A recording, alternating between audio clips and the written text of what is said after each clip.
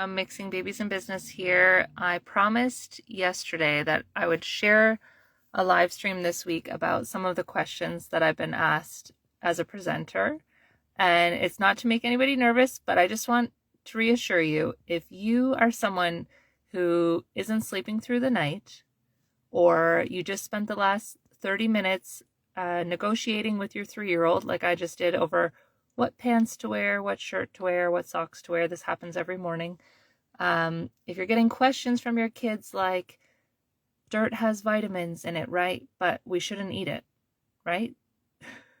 Then you can present on stage in front of a crowd. You can answer difficult questions and you can do things that might be a little bit out of your comfort zone because you have spent a lot of time pushing through, negotiating with others, explaining your case, and doing things that are hard. So I just want to reassure you that if this is you, you should be putting yourself out there more. If you're worried about it, or if you're hesitant about it, you shouldn't be hesitant about it, or you shouldn't feel like, oh, now's not the right time. Maybe I should wait until I'm sleeping through the night again. I don't want to scare you, but we have our oldest is turning 9 and our youngest is 3. And I don't think in the last decade I've had a lot of sleeping through the night, but I still got on stages. I still did webinars. I still did workshops. I still did panels on limited sleep, or, stuff would always happen the night before something. There's always something that happens, or the morning of, that makes you go, oh, is now really the right time, or should I be doing this? And I'm so glad that I did it, because now I have a body of work to speak about. And I started years ago doing stuff that unfortunately, it's still an issue. I used to speak on stages and say, hopefully in 5 years, this won't be a problem anymore, or I won't need to be speaking about this topic. And that was in 2018, 2019. So we're 6-7 years on from that, and I'm still speaking about it. So don't wait until you're sleeping through the night, is the moral of that story. But I gave you kind of a bit of a teaser yesterday of some of the questions that I've been asked, and it's not to embarrass anyone. It's not to say, oh, what kind of questions were these? It was more of a going into this presentation, didn't know those questions were going to come up. So one of them was, I was presenting at Creative Mornings about creating more inclusive events. And I had tips for event organizers, event planners, and there was a lot of creative industry people there, leaders. Some people were self-employed, some people worked for companies, and I was trying to say, here are some ways that you could make it more inclusive for primary caregivers to attend your events with their kids and feel like they belong. And one of the audience members during the panel, I sat on this panel with 5 people or 4 other people, and I had my not quite 3-year-old and not quite 1-year-old with me. I think they were like 10 months and not quite 3.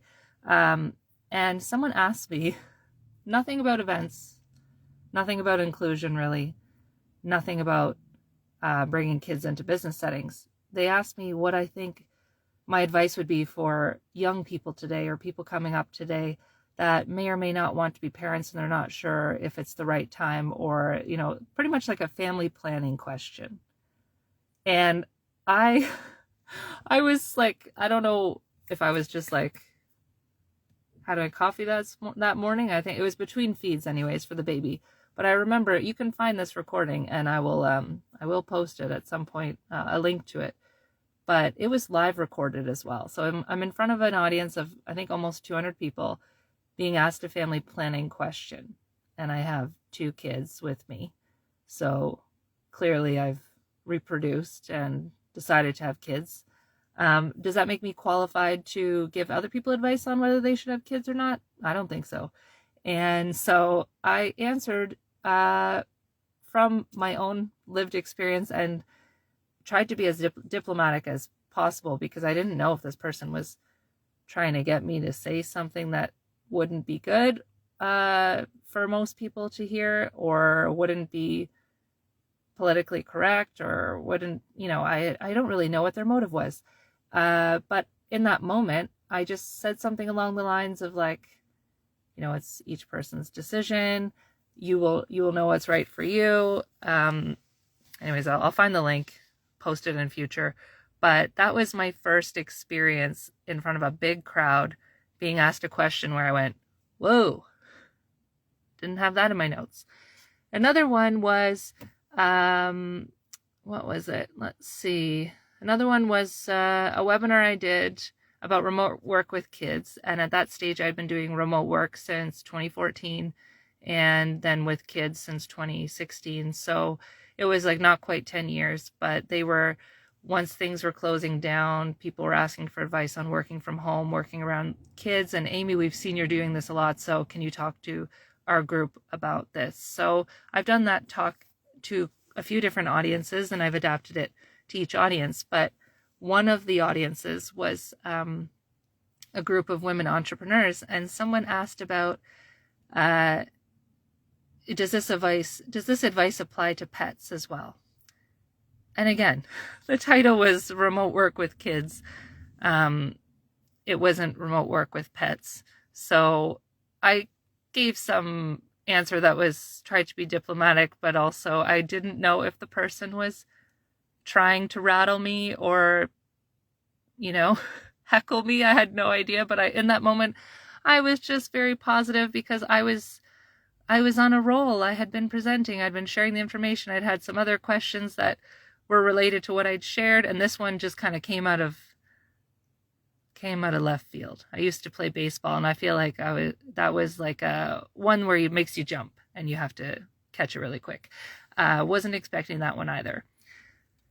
Another time, oh gosh, what did I share yesterday an example of? Oh, I was in front of a crowd that was hybrid live streamed, and it was this was a few years on. So this was with my third baby. So I'd had a few experiences pitching and presenting with kids. Well, quite a few, like dozens of experiences bringing kids into business settings. So I was baby wearing my 4-month-old at this stage and sharing remote work with kids tips as well. For a different audience, it was SaaS companies, remote first leaders. And this was in person and live streamed. I don't know how many people, but I would say 1,000 attendees virtually and in person. Maybe it was 500 though, but I feel like it was like hundreds anyways, but I think it's closer to 1,000. But either way, I was live on stage, baby wearing my 4-month-old who I had just fed and put to sleep. And he only popped his head up at the end of the presentation. I did like a 15-20 minute presentation, and he popped his head up, and it was during question time. So another person asked a question around, what do I do when my kids are sick at home though? Like, how do I explain that to my employer or to my team? And that's a very valid question. And not that the other ones weren't valid, but they weren't really what I was expecting with the theme of my talk and the title of my talk. So this one though was also, again, a very, well, depends on your company, depends on your experience. I answered based on my own lived experience and my own opinions based on what I thought was reasonable. But again, I always will put it back to the audience, and I'll always say, this is based on my lived experience. And I will talk about, I start the presentation off with a bit of a backgrounder of, this is my lived experience. This is how I got here. This is what I've learned along the way. And if you're coming from a different place, it's going to be different for you.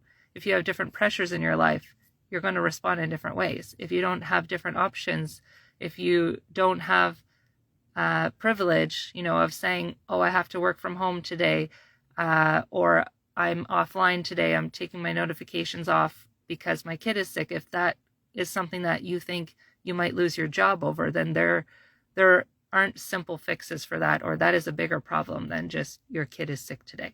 So I answered in a way that I thought was authentic to me and based on my own intuition, my own opinions.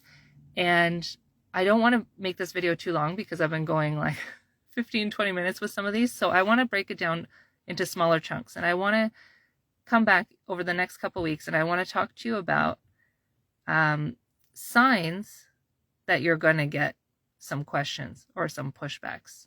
So I think I've got 4 or 5 different signs that you are probably going to get some unique questions. And that's not a bad thing. But I'm going to give you kind of like a heads up on how to know, and also a few different ways that you can prepare for those kind of questions, and a few different ways that you can address those questions in advance, and also mentally, physically, emotionally, like nervous system, prepare yourself before going into an environment where you're in the spotlight, you're on stage, you are on a microphone, you're in an interview, or you're broadcasting from home, and you can't maybe see people's faces as a reaction, and you're just going based on what's in the chat box, and how to prepare yourself for those situations so that you can keep your cool, but also answer the questions in a genuine way and in a way that you feel is professional and covering what you want to cover. So I'm going to break it down into smaller talks over the next couple weeks, but I want to thank you for listening, and I'll leave you with one last question that threw me. This was, my kids weren't with me for this one, but I was speaking about a similar topic. I was speaking about how to make events more inclusive. And this was an audience of software developers primarily, and people who are in the tech industry. And the person who was photographing the event, or videographer, I think he was a photographer, he asked me a question about my photographs in my slide deck. And he wanted to know, why did I have so many pictures of women with their children? Like, where were the dads? Where were the men? And that is a question that I answered in a different way than, I combined my lived experiences, but also with data. And I combined that lived experience of, I've been hosting these pop-up events, and the majority of people who are bringing their kids are moms, but I leave it open to all parents. But statistically, we're in Canada right now, statistically, even though you're allowed to take parental leave, the majority of the time, one person is taking it more than the other person, or for longer. And I think as that changes, so this was back in 2018, 2019, and I did the talk in 2019, but my photos were from my own lived experience of my life, working as a remote worker, freelancer, bringing my kids into networking events since 2016. And I said, these are my photos and some stock photos that I found, but there's not a lot of stock photos. 2020 to 2025, there's a lot more options now. But at the time, I was taking photos of my own family and lived experience, and I was sharing photos from my events because I wanted it to represent who was there and what it looked like and what it could look like if we did things differently. And so I think that satisfied his question. And I was trying to say, I'm not trying to exclude anyone. I'm not trying to eliminate anyone, but I'm trying to be representative of who is actually showing up at these things. And here's the data about why. And as that data evolves, as more parents take parental leave, as their rights are protected and they're not fired or unfairly dismissed for taking that parental leave, these images will change. The stock photography will change, and the status quo will change. Hopefully. And now here we are, 2025, 6 years later, after I said, hopefully I won't be up here talking about this still in 5 years' time. I'm still here. So maybe in 5 years from now, these live streams, I won't be saying the same stuff anymore. Hopefully it'll have evolved from there. I see someone's joined. I just want to say hi. I was just about to sign off, and I was leaving you with one last story, but I was just saying that I'm going to come back over the next couple weeks and break it down into smaller tips. And I'm going to do tips, signs to know that you're going to maybe cause a reaction and have some different questions, and how to prepare for that, and how I've prepared for it over the years. And I just want to reassure you that if you're not sleeping through the night, if you've been arguing with your kids about what they should be wearing to school, if you've forgotten to sign the form, or you are still nursing a baby and you're not sure if this is the right time to do public speaking, or to practice your pitch, or to apply for a grant, or submit your business idea, I just want to encourage you to not wait, because I didn't wait, and I'm so glad that I didn't, because there's a body of work that I can still speak about and build upon. And, it was very slow and steady.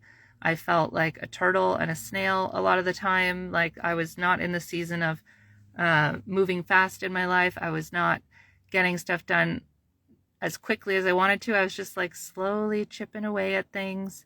And I just want to reassure you that if you're working in the margins of life, if you're doing things after the school pickup or during nap time, that's okay. As long as you're enjoying it and you feel like it's the right thing for you to do, no harm in starting with small amounts of time and from where you are. So I just want to encourage you to keep going.